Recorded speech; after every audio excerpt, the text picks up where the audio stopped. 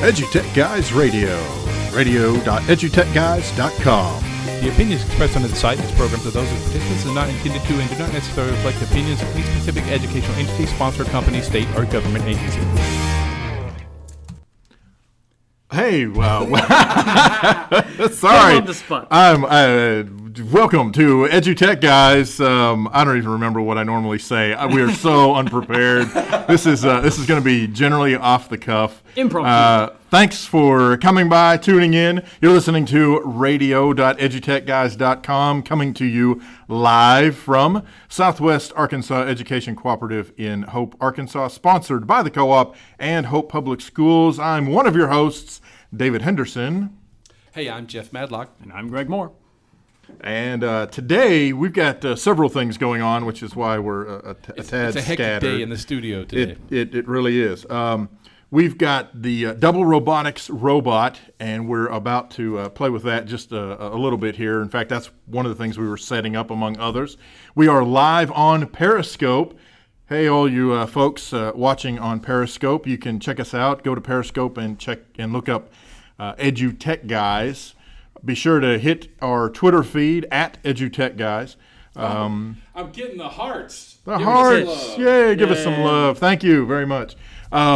We're also going to be talking about El Capitan. El Capitan. Greg braved the wilds of the Apple App Store and snagged a copy of it, and he's already installed it, and it's running hot on his machine. So we'll fresh bloody scars hacking through the jungle, you know. So we'll take a look at some of the new features and tell you about those, describe those to you, and then whatever else crazy random stuff we come up with. Hey, I got excited about the hearts on Periscope. Did you mention hashtags? Hashtags. We're going to talk about hashtags in there because in social media, because I've had this real problem with some educational hashtags. So we're going to get to that one sometime during the show today. So we'll throw that out there. Yeah, right off the bat, you're listening to radio.edutechguys.com. Visit us online at www.edutechguys.com. You can drop down to the bottom and leave us a nice little message. Let us know if we stink or if we're good or if you want to hear more. I didn't know that they invented smell-o-vision while we were away. Smell-o-net. I wanted to invent smell-o-vision. You remember that? Don't get me started on smell-o-vision. So, today's going to be a great show. You can also catch us on Twitter at EduTechGuys. You can catch David at DavidInArk. That's DavidInArk. And you can also catch me there at JMadlock, JMadlock.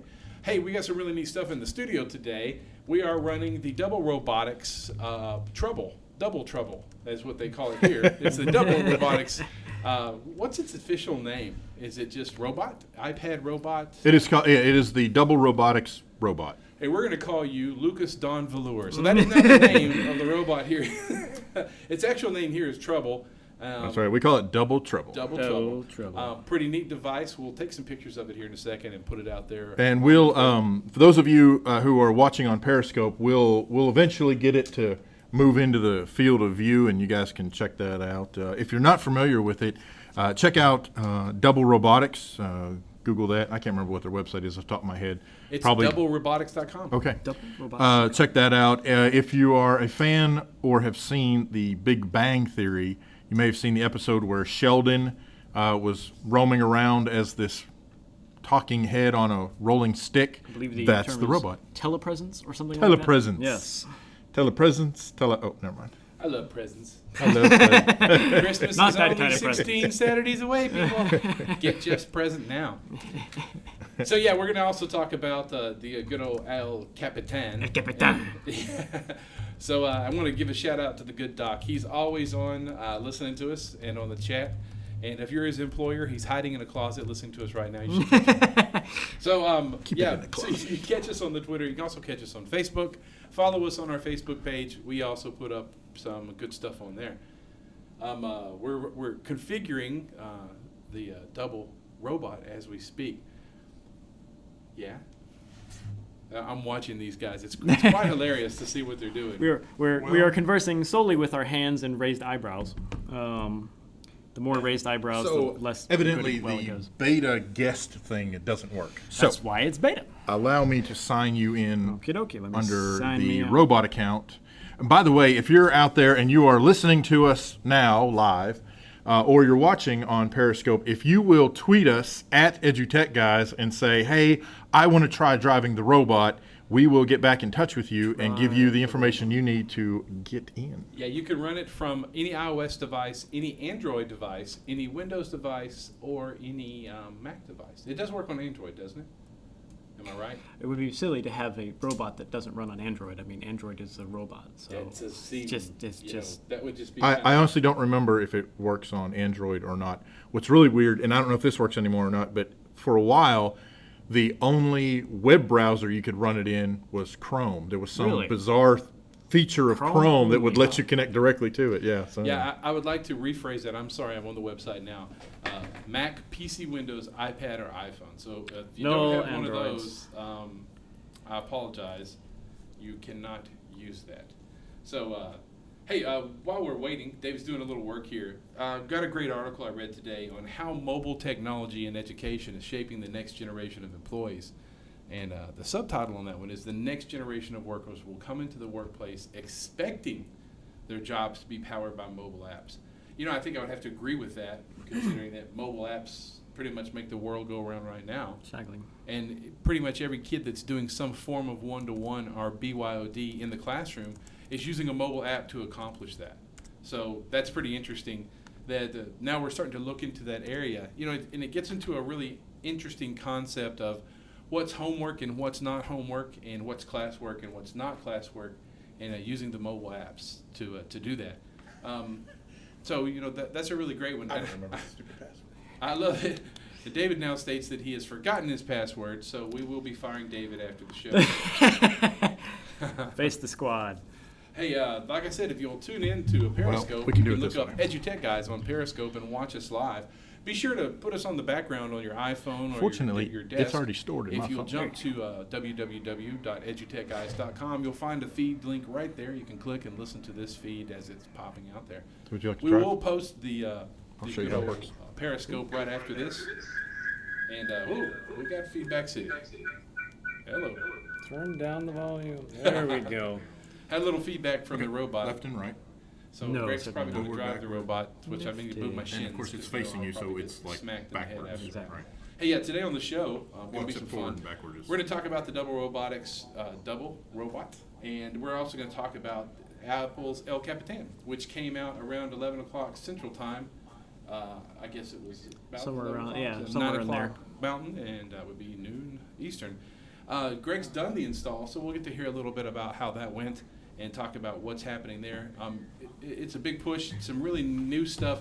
Most of the big thing, I think, for El Capitan was under the hood. Yeah. All the stuff, major improvements, and they are supporting Macs all the way back to 2009.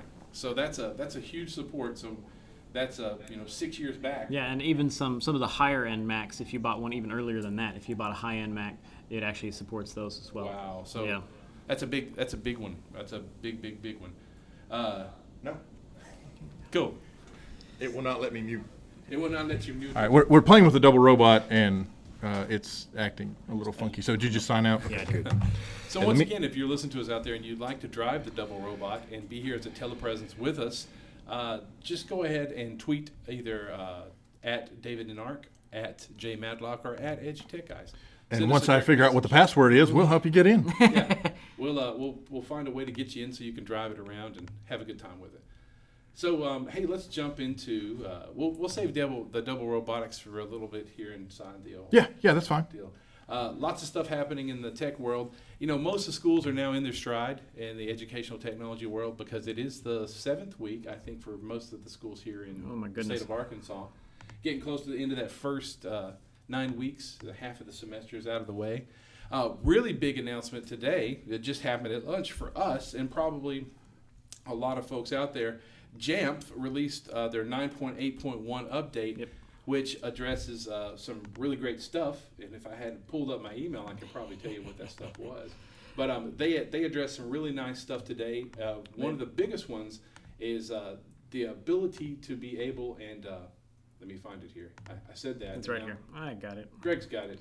So yeah, basically it's earlier they updated the JSS to 9.8, which supported some of the features of iOS 9, but one that was notably absent that we've all been looking forward to since iOS 9 was talked about was the ability to push apps purchased through the VPP directly to iOS devices rather than to Apple IDs.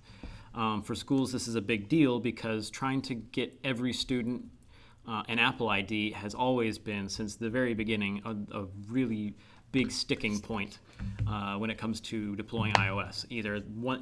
Because as we've seen, anytime that you've got a classroom with a whole bunch of students in it, if any one student has a problem, it just brings the rest of the class to a halt. And so you pretty much have to be able to depend on having every student be ready to roll at any given time with what the teacher is doing.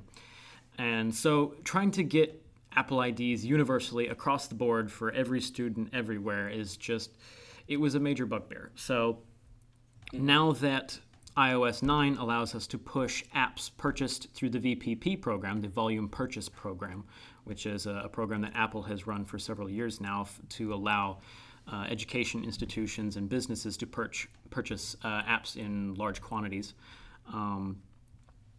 Now that any apps purchased through that, you can actually push directly to a device in iOS 9. And in Casper Suite 9.81, that feature is now enabled. So you can push apps directly to devices. You don't have to worry about if the student has an Apple ID or not. It just shows up on the device. No student interaction required. They don't need to type in their password. All they need to do is have the iPad on the network and ready to roll. So that is a huge plus for us, and that has really been that's even been what the major reason we've heard from several other school districts about why they moved away from iOS to, say, Chrome OS on Chromebooks, because just pushing apps to devices was so troublesome. And now that that's all solved, we are really looking forward to getting apps on student devices much more quickly, much more efficiently, and with a whole lot less hassle for everyone involved. Yeah, man, that sounds awesome. That's going to be cool. For us especially, Yes. When you're running, and then we're small cakes, potatoes, over 3,000 devices. But, along that same strain, I sent out a tweet earlier this week about what's happening with Pearson in Los Angeles. So it looks like they're going to settle, and Pearson's going to owe Apple and Pearson, or just Pearson. Someone's going to owe Apple and Pearson Los both Angeles owe several million, $6 million, yeah, exactly. $6.4 million. And I cried boo-hoo on that one. I cried. That's dirty pool in my opinion. Yeah, whenever Los Angeles rolled out their iOS deployment to their students, there were several things. At the time, iOS didn't allow you to do if you reset an iPad, you could essentially remove all restrictions from the iPad, and that was one of the major problems that Los Angeles encountered, because students figured that one out real quick, and so all they had to do is just erase the device, and all of a sudden all the restrictions that the school district had put on there are gone, and they can install whatever apps they want, and they can browse wherever they want, and that sort of thing. This was something that we encountered like years before Los Angeles did their iPad deployment. So, yeah, I kind of agree with you that they should have done their research a little bit more in depth. It was poor planning on Los Angeles. Absolutely. That's my opinion on the whole thing. And that has been solved since then, because in iOS, I think it was iOS 7 or was it iOS 8 that Apple revealed the device enrollment program, one of the two. But now, with the Apple Device Enrollment Program, as long as you have purchased your iPads or other iOS devices like iPhones or what have you, as long as you have purchased them directly from Apple using a business or education account, all of your devices are automatically in what Apple calls the Device Enrollment Program, which is basically whenever the iPad starts up for the first time, and it hasn't been configured or whatever, or if it's been erased and set back to factory defaults and started back up again, whenever the iPad checks in with Apple servers, instead of Apple servers just saying, oh yeah, you're activated, go on, and then letting the student set up the iPad however they want, Apple says, oh wait, this serial number is tied to a school district, and so I'm going to look at their server, see if they've got any settings configured to restrict the iPad, and if it needs to be enrolled with some mobile device management system. And as long as you've got your mobile device management system set up, such as the Casper's JSS, which is what we were talking about a minute ago. It will act. You can set up your restrictions for that device. So as soon as they finish setting up the device, all the restrictions are automatically put on the device right from the get-go, and they can't actually progress through setup without either signing in as them or receiving the restrictions. So that closes that loophole of being able to reset the device back to factory defaults, and then all of a sudden you're free and clear. The device will be locked down no matter if you reset it back to factory defaults or if you just leave it the way it is. That's awesome. That is very cool stuff. We're looking forward to it, and I think tomorrow we're going to run a test and start pushing out quite a few apps. Yep. Hey, so let's jump into El Capitan. Hey, once again, you're listening to radio.edutechguys.com. Check us out on www.edutechguys.com. Also, we are on the podcast system for Apple, so check out iTunes, hit us up on podcasts. Just search EduTech Guys, and you can find all of our previous shows. Listen to them right on your iOS device, or any device for that matter. Just use podcast at iTunes. So yeah, we're going to talk and discuss about the El Capitan install. I'm going to let Greg once again take the lead on that. Yeah, you're going to do all the talking today. Is Greg talking on the Greg microphone Day. Yay! So yeah, I think it was an easy install. Oh, it was super easy. You did the upgrade. Yep. So right off the bat, let's talk about that.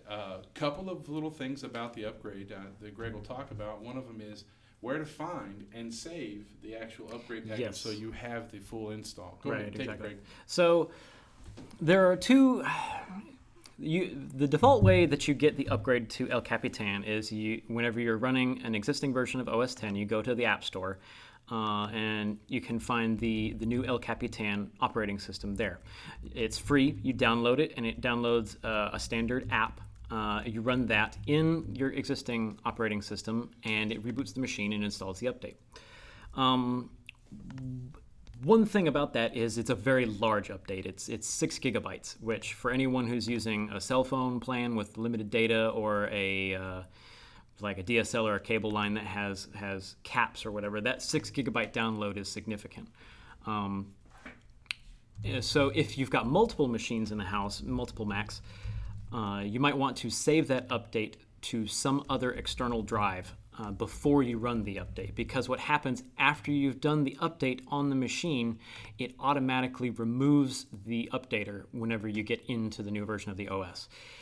This is debatable whether it's a behavior that's desirable or if it's just something that we kind of all complain about, but it is something to be aware of, because all of a sudden you get into the new OS and you go, okay, I'm going to install this on my other machine. Well, where did the updater go? It's not in the trash. It's just gone. So that's something to keep in mind. You want to move it to like a key drive. You need to have at least an 8 gigabyte key drive to move the installer off to, or an external hard drive of some sort. And that's how you can do an upgrade of a machine. You just get this app on the machine, double-click it, it opens a installer, and it reboots and it goes through the process. It is a little bit different going through the update compared to versions previously. In prior versions, you would get sort of a background with like a window in the middle, and you could select to do the upgrade, and you had your mouse. It was kind of like a very limited version of the desktop. But in this new upgrade process, it actually just boots to the Apple logo on a black screen with a progress bar on the bottom. You've got no mouse, there's no cancel button, there's no nothing in it. It sits there and it gives you a time remaining. And that's the entire updater. Mm-hmm. So it can be a little bit disconcerting because unlike previous updates that had like a bar that had the what are they called, the barbershop effect, where it shows like little pulsing pulses in the bar itself that crawl across the screen. Milliseconds. That's how I knew how fast it was. This bar is just solid white. It has fallen to the Apple minimalism that they seem to love so much, and so it's kind of difficult to tell if the update is actually still running. You can't move your mouse around the screen to see if the mouse is still moving. You can look at the time at the bottom, but it doesn't have a second countdown, obviously. It's just got minutes counting down. And so if it sits there at 28 minutes, like it did on mine, for several minutes at a time, you sit there and you wonder, okay, is it still working? Is anything still happening? So I don't know if that's really a step. That's one of those times where Apple might have gone a bit too far in the minimalism, where they've removed, like, feedback that would have been nice to have. Like, is it still working? Well, it It could very well have something to do with their newfound friendship with Microsoft, right? Isn't that kind of the Microsoft way of installing things, you know? I'm pretty sure that don't you talk about that dirty. I'm kidding. No, I'm pretty sure that what most people will say is that in their haste to get it out, that that's what the detractors will say. But I do believe it is the minimalist move that they're doing. Oh yeah, they're trying to Especially with flatten the font, everything. Yeah, the font changes and the graphics changes that we've seen in iOS and in Yosemite. Right. So I'm sure that's what it is. On the plus side, the time remaining was actually fairly accurate this time. In previous upgrades, the time remaining was always wildly inaccurate. Like it would say 5 minutes remaining for about the last 15 minutes before it actually finished, and it would just hang there at 5 minutes. I actually got to the point where I would refer to any time estimate that Apple put on one of their installers as Apple time. That's 5 minutes in Apple time because it was just so famously inaccurate. But this one was actually just about spot on. It took about 30 minutes after I downloaded the update for the update to actually install. And it said 28 minutes whenever it went in. It was like pretty much spot on. That's cool. But yeah, so that's pretty much the process. Now there is another method for installing this update if you don't want to do an update. If you want to actually install it cleanly, like for instance your machine's behaving a little weird, maybe you want to just start from a clean slate, you want to get rid of all your apps and maybe your documents as well, and just start from fresh, maybe pull in your documents from a backup or whatever, but have the operating system itself fresh. And in years past, this was sort of what most tech guys, I think, would recommend. We were very much clean install over upgrade install. Sure. But I don't know about you guys, but I've actually, over the past 3 or 4 releases of OS X, they've all been so smooth. I haven't had any problems at all out of an upgrade install. So at this point, I know that I'm recommending your first thing to try is to do an upgrade. Rather than your first try being do a clean install and then pull it all in from a backup and that's just way too much hassle. And the upgrade actually works really well. But if you do want to start over from a clean install, there's a couple of different ways to do that. You do have to start off the same way by downloading the app and getting the install El Capitan app on your machine. And once you're there, you can either run a command that is available. You can search for El Capitan USB installer, and there's an Apple help article that directs you to run a command in the terminal. But that's a terminal. You don't really. That's kind of intimidating to people who don't really delve into that sort of world terribly often. Sure. So there's another application that actually makes it a little bit easier, and that's called Disk Maker X, and you can find it at diskmakerx.com. And that's another little application that you just take a key drive, you plug it into your machine. It has to be at least 8 gigabytes. It might actually be 16 gigabytes now. I'd have to check. You plug in a large enough key drive to your machine. It will check and tell you if it's large enough or not. And it finds, you point it to the OS X updater, and it actually takes the app and turns your USB key drive into a bootable installer. So at that point, you restart your machine the normal way. Just go up to the Apple menu and tell it to restart. And then whenever it's coming back up again, hold the Option key on your keyboard. And it will eventually get to the gray screen, and it will display several choices for you to boot to. And one of those will be your new OS X installer USB stick. And at that point, you boot to that, and you run in the OS X install the standard way. And you can install Windows OS X clean from your USB stick, and that's also kind of handy to have on hand if you're sort of the family tech person who winds up updating other people's machines, or if you just want to keep it on hand for those times where you don't have internet access and you want to have something to recover from, if your machine goes south. Sure. So that's most of. Like I said, the upgrade process went super smooth. Everything, I think I had the only app that was a casualty of the upgrade was, in my case, Default Folder X, which is an enhancement to the open and save dialogues of OS X. Okay. And aside from that, every other app that I've tried so far has worked perfectly in El Capitan. Okay. So let's talk a little bit about... So while we're doing that, I'm actually sticking in a USB flash drive into a MacBook Pro that I have sitting here, and I'm going to upgrade to El Capitan on the air. On the air.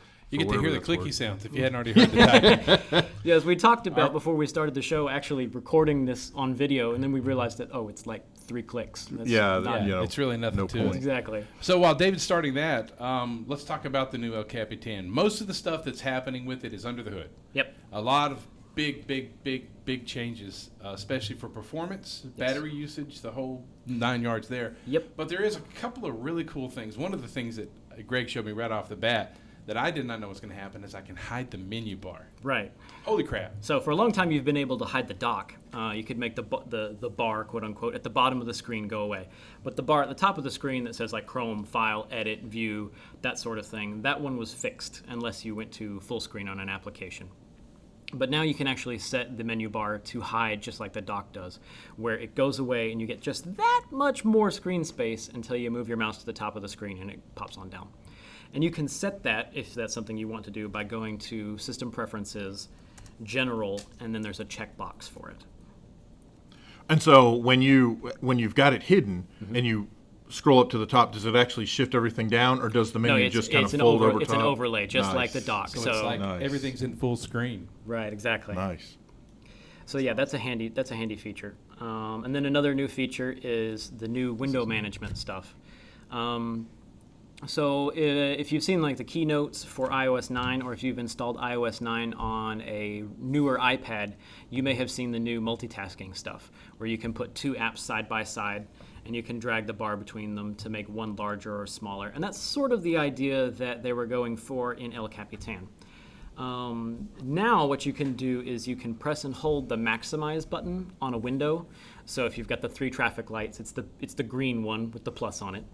Although now they've actually changed that symbol from a plus to like 2 arrows pointing away from each other, just because it's like, okay, we're gonna go from plus to 2 arrows. Okay, whatever. Whatever, yeah. So you press and hold that button, and it will maximize the window that you press that button on in one half of the screen, and it will display all other open windows in the other half of the screen. Then all you have to do is pick one of those other windows that's displaying, and it puts that window side by side. So it makes it easier to select 2 windows, put them side by side on the same screen, and it's full screen. So if you've got your dock set not to hide and you've got your menu bar to set not to hide, those go away, and it's the same full screen that we've had since, gosh, how long has full screen been around? Like since 10.6 or something, 10.7? Yeah. So, and you can also adjust the division between the two, so you can have one wider or narrower. And that's very handy, especially if you keep a lot of windows open and you're constantly copying and pasting stuff between windows. I find one of my favorite uses for this particular feature is to have 2 Finder windows open, so that if you're moving files between 2 different destinations, you can just really easily pop 2 Finders windows open side by side and move stuff between them very quickly. Yes, exactly. And that's been an issue with Finder for a long time, whereas just trying to juggle the windows and get files from here to there has been kind of clunky, and this is making it much better. The only thing that we don't necessarily like about it is getting back out of it. So whenever you're in this dual app full screen mode, if you hit that maximize button again, it demaximizes the app you clicked the button on, but the other app that was in your split screen side-by-side full screen mode, that app stays full screen. So then you have to go fishing around to find where that app went. It's suddenly in a new space, and you got to go pull that back down. Hopefully they'll change that in a later update, because it does seem kind of clunky just to get back out of this split screen dual app mode now. Other updates as far as El Capitan, it is much snappier. They've actually shifted the way they draw windows. It used to be OpenGL in the background, which, for those of you who aren't familiar with OpenGL, it's a graphics framework that handles using the graphics chip on your Mac to actually just handle the drawing of windows. And they've gutted OpenGL from a lot of the system functions, and they've replaced it with Metal, which is their new API that takes out a lot of the bloat from OpenGL and puts the acceleration much closer to the graphics card. So it does feel significantly snappier. And they've done a handful of other updates. The Notes app is now much closer to like OneNote or Evernote. You can draw, you can sketch, you can put pictures into Notes. That is something that if you install El Capitan and you have other Macs, it will ask you to upgrade your existing notes, because all of a sudden it's got to have pictures and stuff in them, and it would make it incompatible with other earlier versions of notes. Oh, so okay. you want to make sure that it does explain it, but if you're in a hurry and you want the new stuff, you just click through. Yeah, all of a sudden you might find your notes not syncing on your other devices until you update them. So lovely. you got to have iOS 9 on the iOS side to sync the notes, and you've got to have El Capitan in order to take advantage of these new notes and have them sync across your devices. So you would have to upgrade your other Mac devices to El Capitan if you wanted that. If you wanted the new features and notes. It does give you the opportunity to skip upgrading your existing notes, and it doesn't enable those new features. So if you've upgraded your first machine and you want to wait until the weekend or whatever to upgrade the rest of your machines, but you want to keep your notes syncing during that time, you can just choose, okay, don't upgrade my existing notes just yet. Leave them in the old features, and then you don't get the new pictures or drawings or anything, but at least your notes are still syncing. Cool. And then aside from that, that's most of the new features. There's a handful of other things that are mostly concerned with tech guys, like disk utility is now changed. But aside from that, that's the high points. Cool. Very cool. A very in-depth. And everybody's like, "Oh my gosh, shut up!" No, this is great. This is the first show, I think, that we've let Greg just run with it. We're working on other stuff behind the scenes. I'm so. heavy on the tech guys portion of EduTech. You are. Guys, That's right. Hey, so. that's part of what why he's we're here here, for. man. You Yeah. know. I'm here That's for awesome. prettiness. Obviously. I'm the pretty one. Hey, you're listening to radio.edutechguys.com, coming to you live from the Southwest Arkansas Educational Cooperative in Hope, Arkansas, being presented by SWAC and Hope Public Schools. We want to thank them. If you didn't see our video out there, check our Twitter feed. You want to see the video. It's quite funny about our robotics. I think that's probably going to be a new thing. We'll make a new video each week. Next week, Greg will be doing a free fall from the top of the building into a small 18-ounce glass of water. So it'll be great. No effects. Hey, follow us at EduTechGuys on Twitter. No sound effects, or you mean no effects on Greg when he lands into the no glass? effects on Greg. None on Oh, I think there's going to be some whatsoever. effects. Hey, also, right now, I think we might have someone out there who wants to drive the good old Drive the robot. robot. If the good doc would still like to drive the robot, go ahead and drop an email to David@edutechguys.com, and he'll write you right back with the how-tos. We got plenty of time left here in the show. Hey, I want to throw something in before we jump back into the robot, because, I mean, it's just a robot. It's just a robot. Just a robot. 10-year-old me would have just died whenever Oh. you said that. Yeah. Well, robots are kind of commonplace now. They're getting there. I wanted to throw this one out there, and this is something I was thinking about the other day. So Mark Zuckerberg has, this last few weeks has been in front of the UN, and he's talked about making sure that there's internet connection for everybody on the face of the planet, and how important it is for the refugees right now, especially the Syrian refugees and everyone. We've got a lot of misplaced people due to war in Eurasia. Let's just group them all together there. But I was thinking about an interesting thing. Facebook is providing free internet connection for all the refugee camps that they can get into. And I was thinking it was interesting. Refugees and education. Right now, during this time, there are a lot of displaced children who are getting no education whatsoever, except Sure. what their parents are bringing them. But most of these people, if you've seen the videos and the pictures, they left with a small bag with their worldly possessions in that, and no books, no coloring books, no things like that. It would be interesting. So I guess the challenge I would throw out there, if anyone was listening, was that it's time to step up and make sure that these parents in these refugee camps, if they've got the devices and if Facebook and companies like that are providing the internet connection, that other companies make sure that they're providing the apps and they're providing the software, the apps, so that these kids can continue their education in this highly displaced state that they're in. Well, absolutely, and especially, with the availability of different delivery mechanisms through the internet access that they're getting or hopefully getting or going to be getting soon. I don't know. I don't know. I haven't done any research to see how are they getting it there? Well, how they're getting it there, and at this point, It's- if you could throw a percentage number on it, what percentage of refugee safe areas, or I don't even know what you call that, camps and whatever else, what percentage would they say is actually currently covered?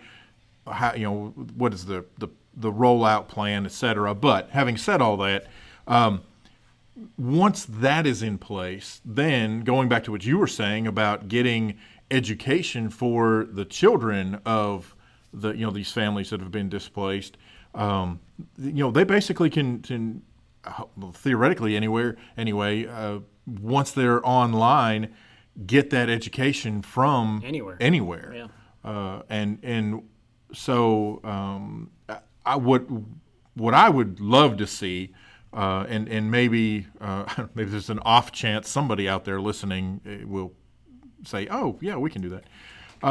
But why not? Surely some of the displaced refugees are educators. So hook them up with. Worst case scenario, hook them up with a camera and some overlay whiteboard software and go to town, and then you have everybody else connecting. Right. Helping those students get the education that they're not able to get. Right. And the other part of that, I think, is not just getting the education, but I think that also might help get the students' minds off of just the absolute chaos that's going on and give them something to focus on. A degree of normalcy. Yes. I'm going to go to school. It may be intense, and it may be, my teacher is 3 tenths over, but broadcasting to all the tenths over the internet, but it's still school. Yes. It's interesting. Just reading one of the big articles from Engadget, he's promising this, and it's funny. They think maybe it might be the new internet drones that Facebook and Google have been looking at, of flying these high-level drones. It shows that Google and Microsoft are also making gestures pretty quickly to help the refugees in these camps. I love how Engadget puts the old spin on it and says, as Mark Zuckerberg explains, though, this is an instant where everyone could benefit. Facebook gets more ad views, while refugees can communicate with the rest of the world and hopefully get closer to finding permanent homes. So he's right there. They're going to get... yeah. Gosh. I can't remember what I was reading the other day. Basically, it said something along the lines of there is no such thing as altruism in business. It may look like it. Yes. But, Exactly. Yeah. Well, and I would venture that there are very few people in the world who would ever think that those particular companies and, frankly, that particular individual would do something just to do it. Purely altruistic. Yeah, exactly. Right. No, there's money to be made, and hey, more power to them. Yeah, they throw it out there. They're providing the internet. They're hopefully providing an avenue for educating the students, and the students got to watch some ads in the process. Well, we all got to watch ads. Everything we're doing, everywhere we go, and everything we do anyway. So that's been everybody education wins for a long time. Right. Remember Channel 1? Channel Sure. 1 wasn't free, and it had commercials and ads, Right. just the same. Hey, you're listening to radio.edutechguys.com. Today's been a fun day. We're talking about a lot of great stuff out there. We've talked about El Capitan. You remember you can listen back anytime to the show notes, to the show from radio.edutechguys.com. Just click on show reel. Or you can go to iTunes, hit the podcast area, search EduTech Guys, and find a link there. You'll also find a link to all previous podcasts on the website. So, hey, I put hashtags in there, and so we talk about Twitter and social media a lot because that's how we've actually garnered most of our listeners, is through Twitter and through social media. And it's funny, I mostly use the hashtag EdTech and the hashtag education. But there is another one out there that's EduTech that is another hashtag that, when I'm running out of characters, I have to choose which one do I use. Right, exactly. Do I put the U in there? Although, I gotta have that one. Although there's a rumor currently that Twitter is going to be removing hashtags from the 140 character count. So at that point, you could have Timbuktu, blah, blah, blah, blah, blah, blah, blah, hashtag. I have a hard time. Exactly. You're going to have these hashtags that are a mile long. Yeah. Of course, it's harder to type, though, so those probably won't survive as well. Just Darwinian. Darwinian. I would hope not, because right now, half the bad Twitter feed tweets out there are 3 words and then 27 different hashtags. I hate those more than anything. But maybe that's so. If you have some ideas about what you think are good hashtags, please email us. Let us know. go to the website, www.edutechguys.com. Go down to the bottom. You can send us a quick link. Let us know what's going down. And send us what you think about hashtags. Hashtag. Say it again. Give me the shivers. Mufasa. So, And then we were sued by Disney. hey, I tell you what, we're going to take a quick little Not break here. sued. Our friend Nick C. Actually, Did we get the robot up and running? the robot is. Good. We'll get the robot. We're in room. living in the future. We got someone connecting to the robot right now. We'll see if it comes up. Supposedly. They're making Supposedly. me. Yeah, it says connecting. Well, Okay. I tell you what. Why don't we go ahead and Yeah, go jump out? We'll jump out to what you were going to do with Nick some C. music, yeah. and We'll then come back. and we'll come back. So listen, Nixie's got a new website coming out pretty soon. It's not out yet, so don't go clicking for it. Don't go changing. So anyway, he's going to have some new stuff out, and he's modifying his social presence on Facebook and combining some stuff. And there's a new album on the way. We played one of those tracks, a bear track, just him and guitar last week on there. Bear tracks. Bear. Was it like was polar bears. bear or was it grizzly bear? It was Fluffy Trouble. Fluffy trouble bear. So, hey, we're going to listen to one from last time. This is a great tune called Letting Go by Nick C. Stay tuned to radio.educateguys.com.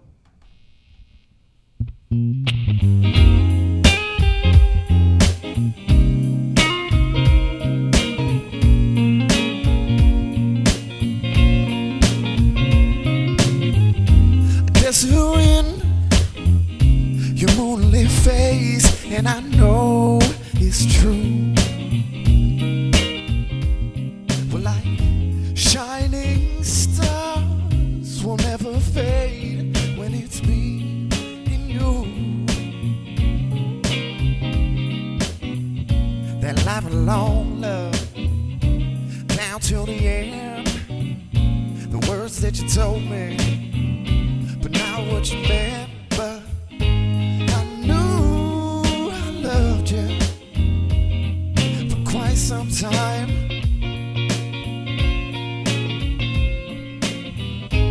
I knew I loved you, and for once in my life I thought I finally had the thing right. Now let go. Your ruby lips, your windblown hair, let your lies sneak through. A gentle kiss, your southbound eyes, and my pride kills my truth. That lifelong love down till the end. The words that you told me, and now what you meant. But I knew I loved you for quite some time.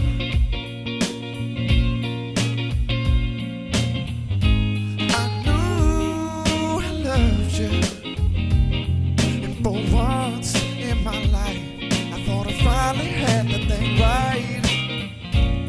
And when it's all said and done, and your memory is shining through on those yesterdays of your evil ways, and there ain't no bridge undone. Well, I'll leave you be. Ain't no finding me, no, 'cause I'm letting go.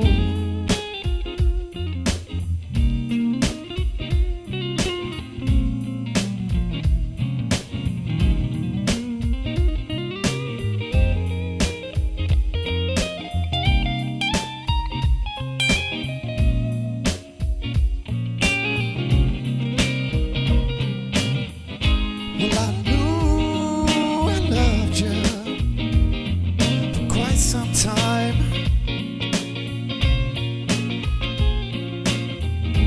I knew I loved you, and for once in my life, I thought I finally had that thing right. Now let go. Oh, now let go. Now let go. Now let go.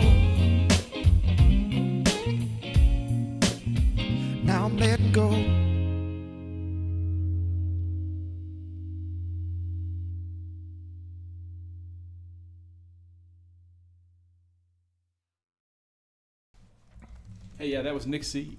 Letting Go. One of our favorite artists to highlight here on the show. We're watching now. We're in the studio. We're watching the good Doc drive. There he is. He's driving the robot around the room. I'm gonna pan the periscope. Yeah, I was just going to say, grab the periscope. And Actually, just grab the Doc and bring you back over here. Yeah, okay. Grab the Doc. Hey, Doc, we're going to grab you and bring you back over here. So he's running away. No. Oh. He's trying to steal the robot, drive it all the way up to Conway. So, All right. So I don't know what. Can you see? I'll jump up there. Okay. cool. Hey, we lost. It looks like Chad's gonna have to go. He said he's gonna. Oh, okay. Well, hey, we appreciate you tuning in, Chad. Chad. So yeah, hey, got if the you wanna robot see, right if you here. want to see the cool robot, you can jump over to Periscope. Actually, it's really funny. The robot is looking at Greg on the table with the Periscope camera. It's just very strange. So that's really odd, isn't it? That's cool. Does it still just say connecting? Yes. Yeah. It's Okay. disconnected. We're having. Yeah. Normally, on the when the robot connects, we would see in studio here. We would see the other person, and they would see us.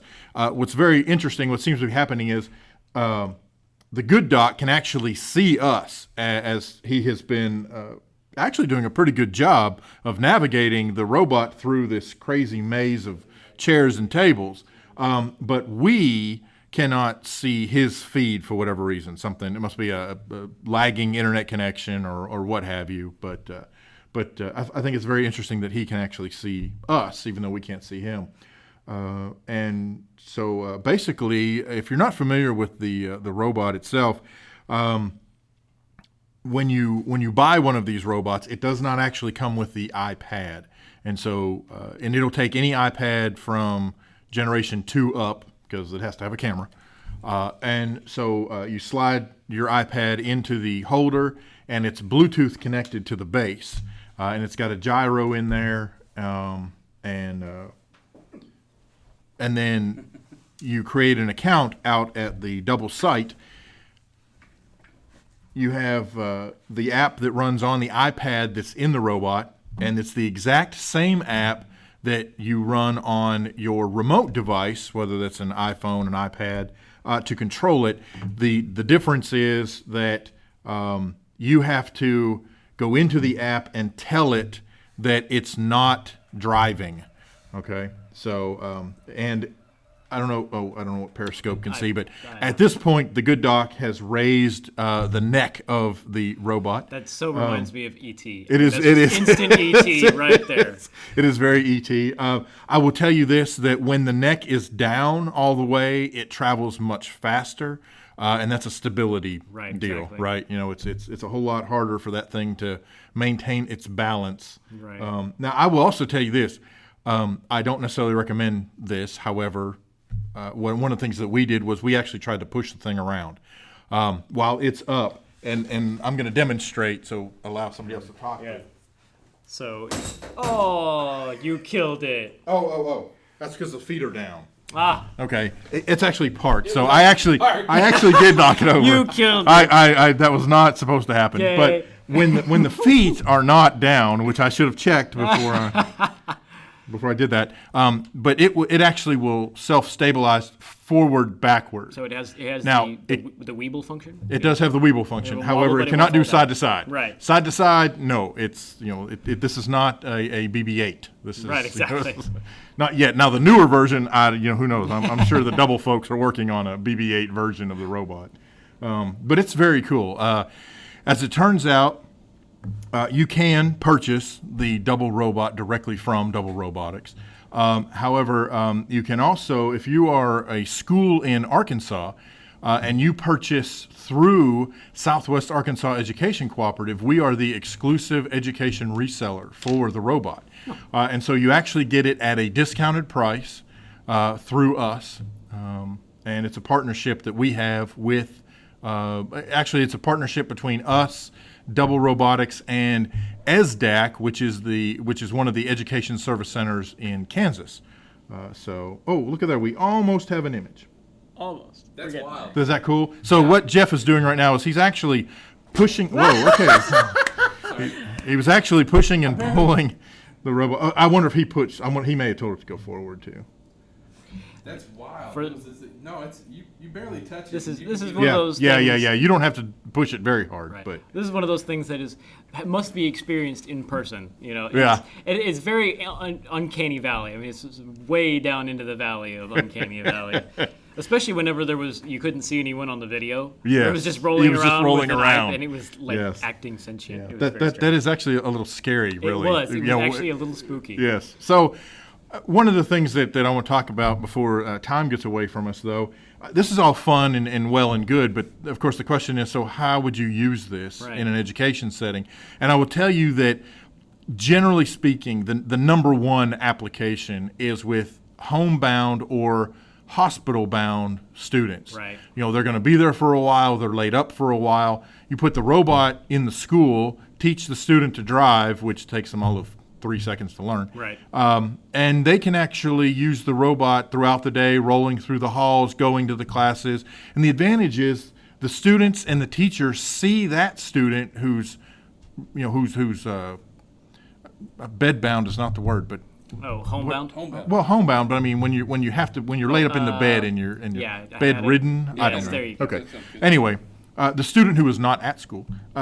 Because the students and teachers see that student, they can talk to that student, can ask interact questions. with them. Exactly. They could even have raised their hand by just extending the knife. I'm standing up now. I have a question.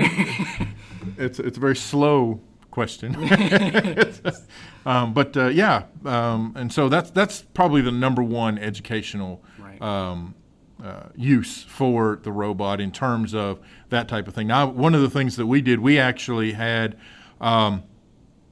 a workshop here. We had professional development here at the Education Service Center during an awards program at it was at Clinton Primary. So that's elementary school here where Jeff in the district where Jeff and Greg work. And a bunch of the participants at the workshop that was here had students or grand students who were at the assembly. And so we took the robot over to the assembly, and just for a quick, it didn't really interrupt the workshop. We tried to time it during a break as best we could. Right. But we remotely connected to the robot from here. They got to see part of the awards summit. They got to see their babies on the big screen, and so Awesome. that was kind of a fun, neat way to use the robot Right. as a way to do something. So, and then I know that other education service centers allow participants to remotely join workshops. And so that's one of the things that we're also exploring here at Southwest Co-op, where you could sign up for a workshop, and even though you can't attend in person for whatever reason, you could attend as the robot. Right. There are some etiquette issues. Essentially, you have to make sure that you're muted unless you're going to talk. And Right. we actually had someone. We had an administrator participate in this. She was actually at another conference and had to attend a workshop here. So we put the robot in, and let's just say that. She had the robot had to be escorted out of the conference. It takes a little bit of practice. I mean, it really does. You got to get a feel for how it's going, and but it was very interesting to see the robot participating. So hey, there we go. There we go. There he is. So we've got. No one else can see this. So, but on the robot right now, we actually can see the good doc. He's outside. Oh, he is outside. Look He's at doing there. it all remotely with a handheld device. Nice. Yeah. We're looking at either cesspools or swimming pools. And This is like inverse telepresence. We're now taking a virtual. That's right. Yes, a virtual field trip. I Yes. think he fell down. He dropped the phone. Oh, I was tell you, awesome. it is pretty cool, and I can think of about 15, 20 ways I'd love to use it. Virtual, Oh, sure. When I see Virtual it, field especially. trips, Absolutely. or building tours, or Oh yeah, yeah. All sorts Virtual of stuff. tours especially. Yeah, exactly. I can see colleges use this a lot for students that want to come to school there. Right. Sure. And what would be interesting is if so you can't make the college visit this weekend. We have 10 of these double robots here, so just get in line, get your reservation in, turn your MacBook on or your Windows machine, and You can be there virtually, meet some of your classmates. Tour the campus. You know, that whole kind of thing. Yeah, that's really, really cool. Can't sample the slushies yet with it. There's no taste transmission. No, unfortunately. Yeah, there's not. Smell-o-vision. No. Darn. And I will tell you, you can go on YouTube and find various videos of how different schools have used the robot in action. And I think in one or two of the videos, they actually have they figured out how to weight balance a hanger so that it could wear a T-shirt. Oh, really? So yeah, I will tell you, Double Robotics does not recommend that. Just going to throw that out there. No, T-shirts are not recommended. I'm sure Yeah, it hurts the gyro. any weight you add throws off the gyro. And currently the robot is walking around behind Jeff. It's kind of stalking him. I think he was trying to get to Greg.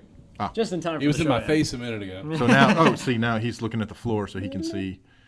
See what's there, so he can. Yeah, He pretty can good navigate. driver So considering that. this is the first time he's ever used it, and I have no idea where he is in the world. Do you know where he is? There's a wall there. The big blue space. Oh, you're probably looking down. You probably didn't see it. exactly. So I don't know where he is. Do you know where he is? He's He's in Conway, Arkansas. Yeah. Okay, so he's in Conway. And so he's right up there. He's turning around. He's at the end. If you're watching, There's a Periscope power right adapter now, right underneath you. So yeah, you want to turn around and come back the other way. If you're watching Periscope right now, you can see him moving about the room in front of us. Hey, we're gonna jump ahead real quick. So yeah, want to look out the camera's actually it's at the too bottom, low. so he's Oh, that's true. Actually, so he's that not seeing all that anything did but was the wall. blind him. Hey, if you're listening, raise up about 3 feet. Hit the up button 3 and feet. raise your neck up. You can look out the window. He's thinking. Maybe he got disconnected. Yeah, he may have. He may not even be. Okay. Now hit the up button, not the forward button. The up button. It is so. Hey, It is so. Oh no, So- no! On the app, it's going to be there's a little kind of a half circle that sticks out on the right hand side, Oh right. and you Drag have it to upwards. drag that up, and it will raise. a while ago. Oh yeah, that's true. Yeah. You raised it a while ago. So, hey, listen, we're going to jump off Double Robotics real quick. We have a few Yeah. minutes left in the show, and we wanted to talk this week about, there he goes. We wanted to talk this week about password keepers. Yes. Password keepers are pretty important, especially in this day and age when last week I believe it was the federal government that said, hey, listen, we lost 13 million social security numbers and passwords all of a sudden. The federal workers, and they also lost their fingerprints, which is the even scarier part. So, Where'd they go? My fingerprints are gone. They're no longer on. There's your some fingers. great password keepers out there. Two of the biggest names would be Dashlane and 1Password. Yep. I think those are two of the biggest ones we see the most. Those are the biggest ones for personal use. Although there is one more that schools may want to look into if they're going to purchase it en masse, and that's LastPass. LastPass. Yeah, because LastPass has you can actually it has some password sharing features built into it where you can share passwords among different users at an organizational level. So that's pretty handy. That way, if you've got passwords that you use for a service that multiple teachers need for, let's say, what's Achieve 3000 or one of those other websites where you might have multiple administrators that use the same login. You can actually share your password through LastPass. So multiple people can log in and share that password safely and securely. Very cool. Yeah. I want to check those out. They all do other features besides just keeping Oh yeah, the secure notes Secure and that notes, sort of secure thing. receipts. Yes, receipt management. payment pieces. and Yeah, the things credit like that. cards and that sort of thing. Hey, listen, it's been fun today. As always, when we jump into these kind of shows, we think, oh, we don't have enough stuff to get through everything. Well, guess what? It's been No, we're 59 already- minutes and 5 seconds. Exactly, yeah. And I think we can probably all agree. We can probably talk. There's Nate. Hey, man. He's We about sure. to split. Thanks for coming in. and Yeah, dropping man. in. Thanks Yes. for coming and playing along, and awesome. He fell down again. Good news. Hey, listen, thanks for tuning into the show today. I think we could probably talk another 20 minutes if we wanted to. Got lots of stuff going on. The got an EduTech. Oh, nice. I tell you what, listen to us on iTunes podcast. Just search EduTechGuys. You can always catch us on the show reel, radio.edutechguys.com. Catch us on the web, www.edutechguys.com. Hey, listen, I'm Jeff. I'm Greg. And I'm David. You've been listening to the EduTech Guys. You've been listening to EduTechGuys Radio, radio.edutechguys.com. The opinions expressed on the site and its programs are those of participants and not intended to and do not necessarily reflect the opinions of any specific educational entity, sponsor, company, state, or government agency.